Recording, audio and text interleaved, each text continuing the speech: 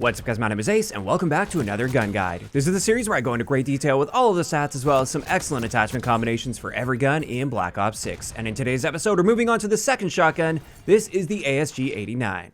And starting it off as always, let's have a look at our damage profile, and just like with the Marine SP, we have that interesting method of handling damage with shotguns. While you fire 8 pellets per shot, only 4 of those 8 pellets will be able to deal damage. So even if you hit all 8 pellets, only 4 of them will deal damage. And what this means is the maximum damage per shot we're going to deal with this gun up close is 120, so it does have a one-shot kill potential, but it's a fairly short range that we'll look at in just a little bit. And then beyond that, it'll be a 2 to 3 shot kill. As for our rate of fire, this one is a semi-auto and it fires at 188 rounds per minute, meaning our 2-shot time to kill potential is 319 milliseconds. And for a regular full auto gun, that's not a very good time to kill, but when you consider the fact that this is a shotgun and usually you don't have to like aim down sight and line up your shot and control recoil, you literally just pull the trigger once the enemy is centered on your screen, that means this time to kill isn't completely horrible. It's also not great though. Now, our 3-shot time to kill is horrible at 638 milliseconds, so you really want to try to make sure you're either getting a 1 or 2-shot kill with this gun. As for rapid fire, this will boost our rate of fire up to 197 rounds per minute, which now gives us that 2-shot time to kill potential at 305 milliseconds.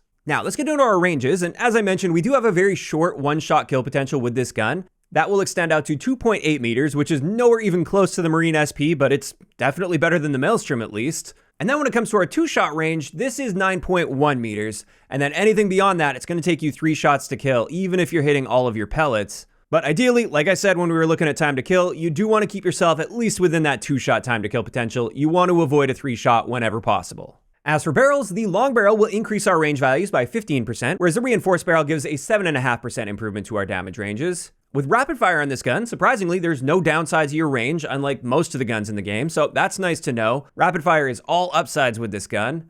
And then finally, for this range chart at least, with Dragon's Breath, this totally changes up the damage profile of this gun. With this, we lose our 1-shot kill potential, so you can be point blank, like touching the enemy player. You can't get a 1-shot kill with Dragon's Breath. However, we do get a massively improved 2-shot kill potential at 21.6 meters. Now, looking at this might seem like an absolute no-brainer attachment, but there are a few things to consider here. With that 2-shot kill potential, especially as you start to get beyond like 15 meters from that 15 to 21 meter range, this is quite unforgiving. You have to be hitting most of your pellets here, or at least half of your pellets with every shot fired. There's also the fact that this includes the burn damage, so it's not going to kill them instantly after the second shot is fired. It's going to take a little bit for that burn damage to apply and then get the kill on them. And then finally, with that in mind, since Flak Jacket counters burn damage to a large degree, you're not getting that 2-shot kill against a Flak Jacket user. That 2-shot kill range is going to be significantly shorter, and therefore Dragon's Breath is very inconsistent depending on what the enemy is using. So I'm not going to say it's a bad attachment for this gun, it's just something that has a lot of factors that contribute to its effectiveness.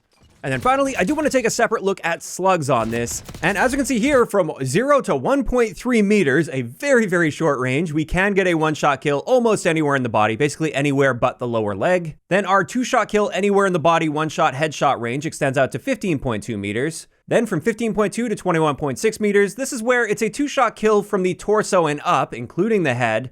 And then below that, it'll be a 3-shot kill. And then beyond that, we start to get to like the 3 to 5-shot kill potential with slugs, depending on the range and where in the body we're hitting them, which is ridiculous. And overall, I would just stay far away from slugs on the ASG-89. They're just not good overall. In my opinion, with slugs on this, it should never take you any more than 3 shots to kill to the torso at least. Because as we saw earlier, a 3-shot time to kill potential is extremely slow with this gun, and making it take up to 5 shots to kill is just insanely underpowered. So with that in mind, you'll never catch me using this gun with slugs. After that, let's get into Hipfire. And with this, we have just very slightly worse Hipfire than the Marine SP. It's almost identical here at 9.3 degrees for our max spread, 5.3 degrees for our minimum spread, and then our aim down sight spread based on hand testing appears to be roughly 2.4 degrees, which is actually a little bit better than the Marine SP. And now let's get into handling, and across the board here, we're basically right on average because this gun sits right in the middle in between the Marine SP and the Maelstrom when it comes to our handling stats.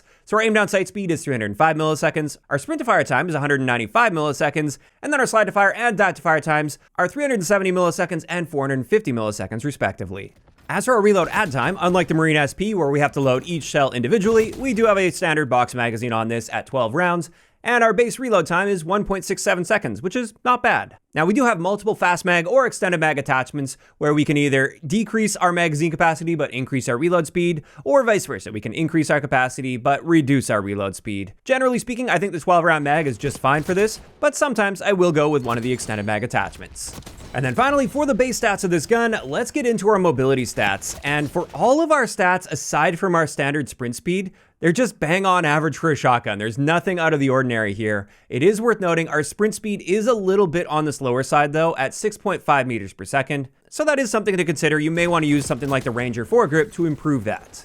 And with all of that out of the way, let's now get into some excellent attachment combinations I've got for you guys with the ASG-89. And the first one I wanted to share is my tack stance build.